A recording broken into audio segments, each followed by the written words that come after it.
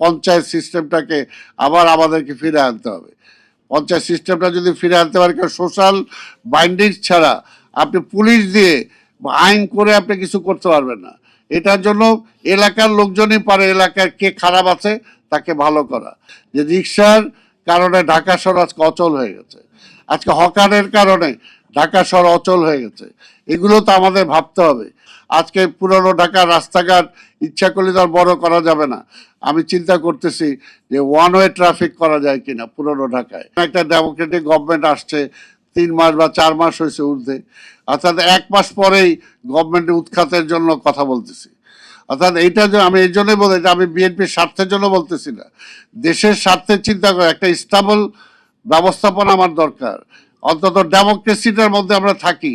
5 বছরের জন্য রায় দিছি, ঠিক আছে, 5 বছরের পর 2 বছর 3 বছরের মধ্যে না করতে পারলে তখন একটা করবো না, মাত্র বসেই নাই এখনই বলতেছি ফেলাই দিব। তো এই বিষয়গুলো কিন্তু আজকে জনগণ সচেতন হওয়ার আমার দরকার আছে। যদি সচেতন হই, পাশাপাশি যে দায়িত্বগুলো আজকে মনে করেন যে সিটির যে দায়িত্ব যেগুলো আছে, বা আজকের আমাদের ফায়ার ব্রিগেডের যে দায়িত্ব আছে, আজকে মন্ত্রণালয়ের যে দায়িত্ব আছে, তার চেয়ে বেশি দায়িত্ব হলো নগরের সচেতনতা, জনগণের সচেতন হওয়া। জনগণ যদি সচেতন হয় তাহলে আজকে এটা হবে না যে আজকে আমি অন্যায় কাজ আমি একটা ভাড়া দিব না, আজকে 10,000 টাকা বেশি পাবো এই জন্য আমি ভাড়া দিব না। আবার আরেকটা হলো যে আমি 50,000 টাকা লাভ করব বলে আমি একটা ঘনবসতি এলাকায় ব্যবসাটা করব না, এটা আমি করতে পারি না। অর্থাৎ নিজের যে মানবিকতা বোধ, নিজের মনুষ্যত্ব বোধ যদি এটাও যদি আমার মধ্যে না জাগে, তাহলে তো আজকে কি হবে? আজকে সব কিছু অচল হয়ে যাবে, আজকে আমরা আগাইতে পারবো না।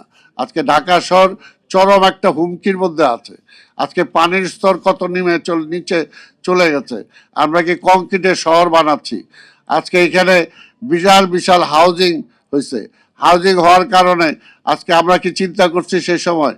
আজকে তো খালি টাকার মালিক হচ্ছি, কিন্তু ভবিষ্যৎ আমার ছেলে মেয়েরা আমার বংশধররা বাঁচবে কিনা আমি কি সেটা চিন্তা করতেছি? আজকে সিটি কর্পোরেশনকে দোষ দিতে পারি যে আজকে নগরের পানির জলাবদ্ধতা কেন হয়। তো এই জলাবদ্ধতার জন্য কারা দায়ী? আমরা কি দায়ী না? আজকে সমাজে কারা দায়ী? তারা অনেক পাওয়ারফুল হয়ে যায়, অনেক সময় দেখা যায় সরকারও কিছু করতে পারে না, অর্থাৎ টাকাটা এত পাওয়ারফুল হয়ে যায়। তো সেই কারণে সব কিছু মিলেই আমাদের চিন্তা করা দরকার যে প্রত্যেকটা ব্যক্তি লেভেলে, এবং এটা আমি আপনাদের সাথে একমত যে আজকে পুরনো ঢাকায়, এবং আমি যেটা চাচ্ছি এখন যে পঞ্চায়েত সিস্টেমটাকে আবার আমাদেরকে ফিরে আনতে হবে। পঞ্চায়েত সিস্টেমটা যদি ফিরে আনতে পারে, কারণ সোশ্যাল বাইন্ডিংস ছাড়া আপনি পুলিশ দিয়ে আইন করে আপনি কিছু করতে পারবেন না।